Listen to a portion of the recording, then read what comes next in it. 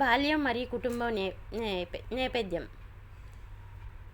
జననం మురళీదేవి గారు 1951లో జన్మించాడు. కుటుంబము ఆయన తండ్రి ఒక చిన్న ప్రభుత్వ ఉద్యోగి.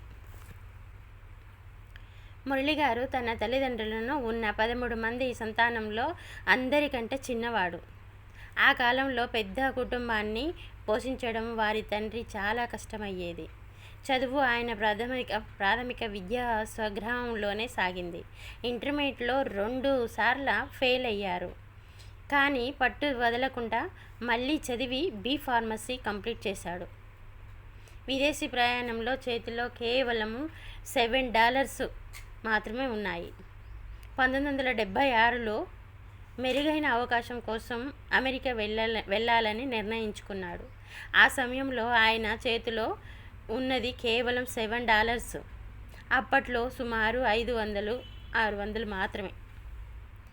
అమెరికాలో ఫార్మసీ కంపెనీలలో చిన్న ఉద్యోగంతో మొదలుపెట్టి తన తెలివితేటలను తక్కువ కాలంలోనే ఒక కంపెనీకి వైస్ ప్రెసిడెంట్గా స్థాయికి ఎదిగారు. అక్కడ ఏడాదికి దాదాపు 65 లక్షల వరకు సంపాదించేవారు. అప్పట్లో అది చాలా పెద్ద మొత్తం. తిరిగి ప్రయాణం సొంత వ్యాపారం. దేశం మీద ప్రేమతో 1984లో ఇండియాకు తిరిగి వచ్చారు. మొదట్లో డాక్టర్ అంజిరెడ్డితో కలిసి కొంతకాలం పనిచేశారు. 1990లో తన సొంత కంపెనీ దివీస్ ల్యాబొరేటరీని హైదరాబాదులోనే స్థాపించారు.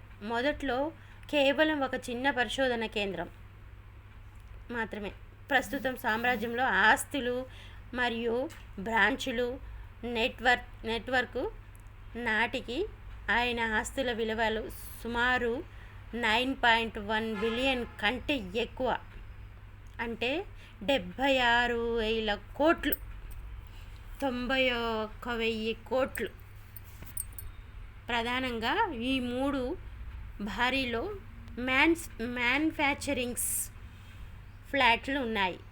యూనిట్ 1 హైదరాబాద్ సమీపంగా చౌటుప్పల్ జిల్లా సుమారు 500 ఎకరాలు విస్తరించి ఉంది.